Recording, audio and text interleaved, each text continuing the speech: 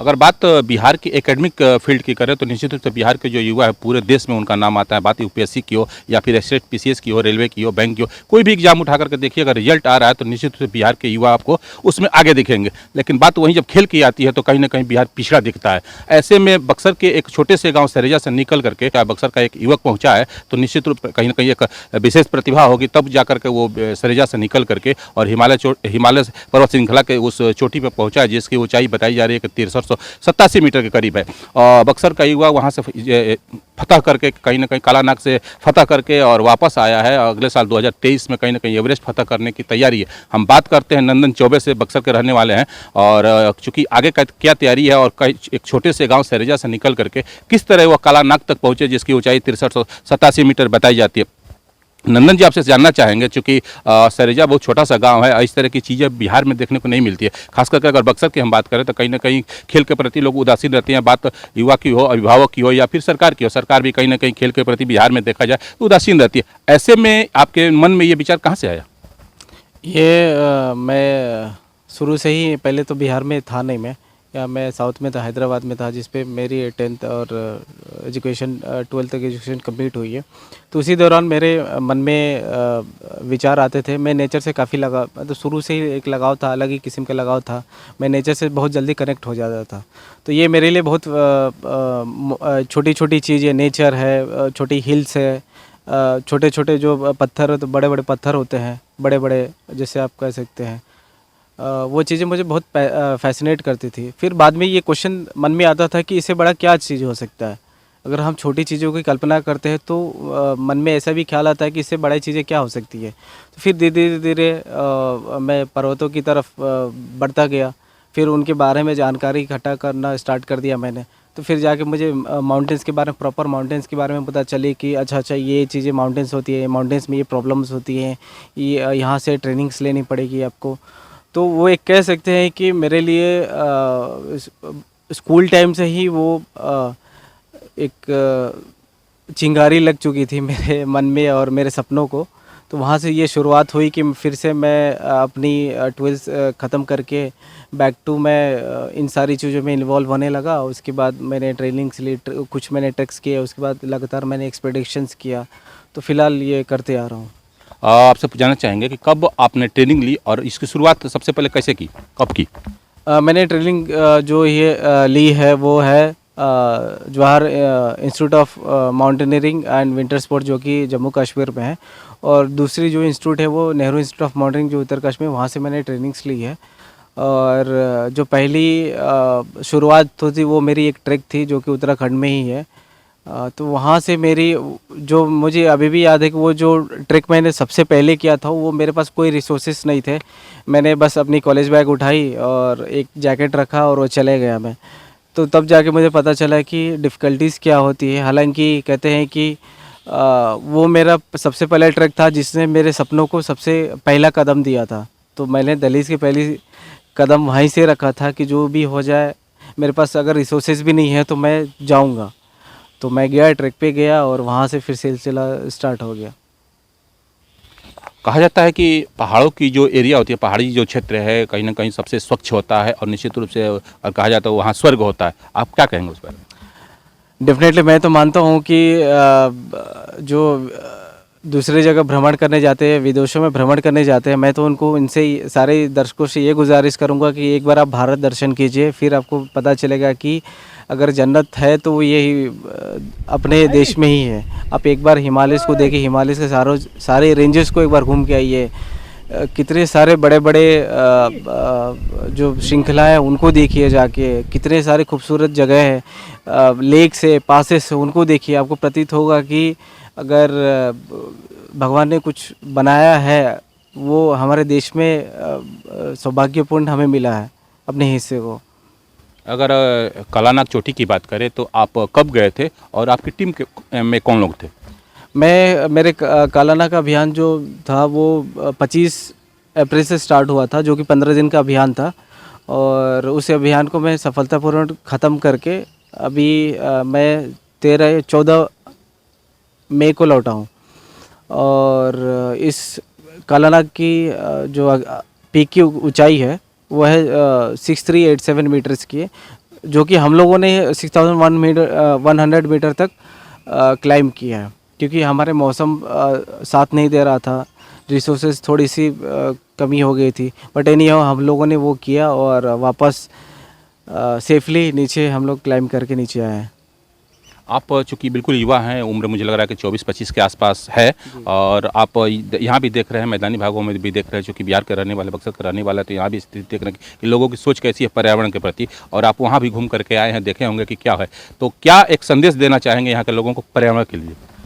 मैं चाहूँगा कि जितना आप लोग अपने शरीर को ध्यान में रखते हैं कि मुझे ऐसा होना चाहिए, मुझे वैसा होना चाहिए, मैं हेयर कट करा लूँ, मैं शेव करा लूँ, या मैं पार्लर जाके करा लूँ, तो मेरा मानना है कि जितना आप कोई इंसान अपने अगर शरीर के प्रति इतना ध्यान देता है, अपने घर के प्रति इतना ध्यान देता है कि मेरा घर स्वच्छ होना चाहिए, मेरा मानना है कि आप अपने गली मोहल्ले को भी और आसपास को भी उतना ही स्वच्छ रखें। हमारे भारत सरकार ने भी, हमारे प्रधानमंत्री योजना भी स्वच्छ भारत का अभियान चलाया है, तो कहीं ना कहीं आपका भी योगदान बनता है कि आप अपने आसपास को अगर पर्यावरण को स्वच्छ रखेंगे, उसमें आपकी भागीदारी होगी, तो आने वाली पीढ़ी को एक अच्छा ही अब कुछ चीज़ें उनके उपहार में दे पाएंगे, वरना कुछ नहीं बचेगा। चूँकि किसी भी अभियान को चलाने के लिए फंड की आवश्यकता होती है, धन की आवश्यकता है। ऐसे में चूँकि आप हो करके आए हैं, फिर आगे भी आपकी तैयारी है कि हम फिर करेंगे, तो इसके लिए आपको क्या सरकारी सहायता या किसी स्तर पर सहायता मिली है? नहीं, मुझे आज तक तो किसी सरकारी सहायता या अभी तक नहीं मिली है। उम्मीद करता हूँ कि आगे मिलनी चाहिए मुझे, क्योंकि ये हमें एक्सपीडिशन प्लान करने में जो प्रॉब्लम्स होती है, कहीं ना कहीं सबसे बड़ी बाधा वो है स्पॉन्सर और फंड्स को लेके ही होती है, क्योंकि अगर हमारे पास फंड्स नहीं होंगे, स्पॉन्सर नहीं होंगे, तो शायद हम क्लाइंबिंग नहीं कर पाएंगे और एक नए कीर्तिमान जो स्थापित करना वो नहीं कर पाएंगे। हम अपने जान जोखिम में डाल के हम लोग क्लाइंबिंग करते हैं और अलग अलग पर्वतों पे हम लोग कोशिश करते हैं कि चढ़ाई करने के लिए, तो सरकार का ध्यान थोड़ा सा इधर होना चाहिए, स्पोर्ट्स पे होना चाहिए, या जो बच्चे यहाँ से कर रहे हैं उन पे होना चाहिए कि उनको प्रोत्साहित करें और उन बच्चों को भेजने की तैयारी करें। जैसा कि मैंने आपसे पहले भी कहा कि चूँकि बिहार में ये देखा जाता है कि खेलों के प्रति उदासीनता रहती है, न केवल उम्मीदवार स्तर पे बल्कि सरकारी स्तर पे भी रहती है। आप चूँकि बक्सर के हैं, तो बक्सर जिला प्रशासन या राज्य सरकार से कहीं ना कहीं कुछ अपनी डिमांड रखें, अपनी बात रखें? हाँ, मैंने शायद कुछ कई बार अपने जो जिला प्रशासन भी है, यहाँ के डीएम भी है और स्टेट गवर्नमेंट में भी अपनी फाइलें लगाई थी, बट स्टिल आज तक मुझे कोई रिस्पांस नहीं मिला है। तो इससे ये पता चलता है कि शायद स्पोर्ट्स को लेके या एडवेंचर स्पोर्ट्स को लेके सरकार अपनी एक्टिविटी जो दिखा रही है कि कितना इनएक्टिव है। तो मैं चाहता हूँ कि इन सारी चीज़ों पे ध्यान दें, क्योंकि हम युवा ही देश के भविष्य है। अगर इन सारी चीज़ों पर नहीं ध्यान देंगे तो शायद मुझे नहीं लगता है कि आने वाले समय में क्या हो सकता है, क्या बोले। हाँ, एक पर्वतारोही के रूप में जो कि आप चढ़ाई कर रहे हैं, आप फिर करने वाले भी हैं, तो कितनी परेशानी होती है? परेशानी तो हर मोमेंट पे होती है कि जीवन में भी जितनी परेशानी होती है हम जैसे टैकल करते हैं वैसे माउंटेन्स में भी होते हैं। कभी स्नोफॉल ज़्यादा होता है, कभी एवलांचेस का ख़तरा रहता है, कभी वेदर हमारे साथ नहीं देता है, कभी आपका बॉडी साथ नहीं देता है, और कभी आपको माउंटेन के जो अलग अलग तरीके के सिकनेस है वो हो जाते हैं। तो इन सारी चीज़ों को आपको बैलेंस करके आपको क्लाइंबिंग करना, इसे बहुत बड़ी टास्क है। और उससे भी है कि आप क्लाइंबिंग करके सबमिट करते हैं तो वो में अपने आप में बहुत बड़ा चैलेंजिंग है।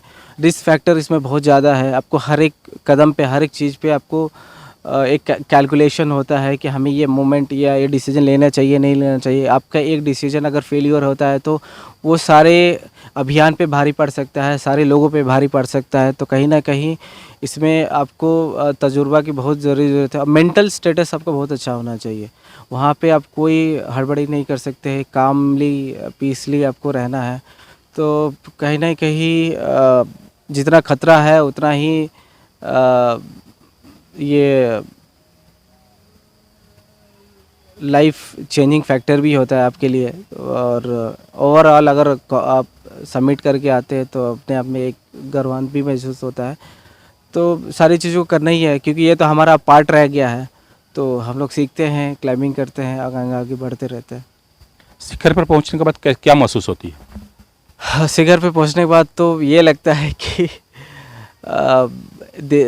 अपने देश का झंडा लेके जब हम लोग शिखर पे पहुंचते हैं तो अलग लेवल का फीलिंग होता है जिसको मैं बयान नहीं कर सकता। ये हमेशा होता है। हमें लगता है कि ये जितने दिन हमने चढ़ाई करने में जितने हम लोगों ने दर्द सहा है, पेन सहा है, जो हमें स्ट्रगल किया है, जो हमें रिसोर्सेज की कमी रही है, जो प्रॉब्लम्स हुई है, उस टॉप पे पहुंच के ऐसा लगता है कि सब कुछ अब वर्थ इट है, सब कुछ सही है। उसके बाद वो सारा दुख दर्द गायब हो जाता है और मतलब इसका कोई बता नहीं सकता कि इसका क्या फीलिंग है। आपकी क्या मांग होगी, मतलब कि अगर लोकल स्तर पे हम बात कर चूँकि अभी आपसे जो बात हमारी हो रही थी, कहीं ना कहीं ये आ रहा है कि फंड की कमी है, कैसे हम जाएंगे, तो इसको लेकर के कहीं ना कहीं आप फंड के लिए परेशान हैं। एक तरफ वहाँ परेशानी झेलनी है, दिमाग में सारी चीज़ें चल रही होंगी कि हम कैसे चढ़ेंगे, और यहाँ परेशानी ले रहे हैं कि किस तरह से हम फंड जुटाएं। तो आप क्या चाह रहे हैं? मैं यही चाहता हूँ कि अगर इंसान इतने शिद्दत से अगर आप अब अभियान प्लान करते हैं, इसमें आपको फंड्स की सबसे बड़ी जो रुकावट आती है वो फंड्स की आती है, स्पॉन्सर्स की आती है, वो रुकावट आती है, तो कहीं ना कहीं मन में ये खेद भी रहता है कि आप अपने देश के लिए, अपने स्टेट के लिए इतना मेहनत कर रहे हैं कि आप हमेशा इतना लाइफ रिस्पेक्टर करके आप एक नया कीर्तिमान स्थापित कर रहे हैं, एक नया नाम दे रहे हैं और लोगों के लिए इंस्पिरेशन भी है कि कोई इतने छोटे उम्र में कर रहा है।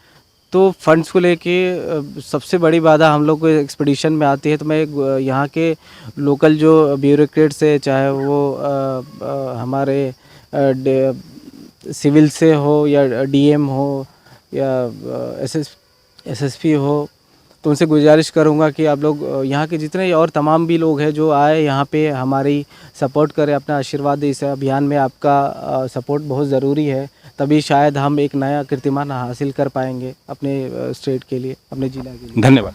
जैसा कि अभी आप सुन रहे थे, नंदन चौबे 24-25 साल का एक हुआ, अपने दिल में लिए एक तिरंगा हमको एवरेस्ट पे फहरा देना है। ऐसे में निश्चित रूप से ज़रूरत है, बात सरकारी स्तर की हो या उनके मातहतों की बात हो, आम आदमी हो या फिर खास आदमी हो, सबको ज़रूरत है कहीं ना कहीं इनके पीछे आने की और एक मदद देने की, ताकि ये यहाँ फंड की चिंता न करें, ये चिंता केवल करें कि कैसे हम चढ़ेंगे। और जो फंड के लिए जो भी परेशानी है उसको आम आदमी हो, खास आदमी हो, सब लोग अपने स्तर से दूर करें। ईटीवी भारत के लिए बक्सर से प्रशांत राय।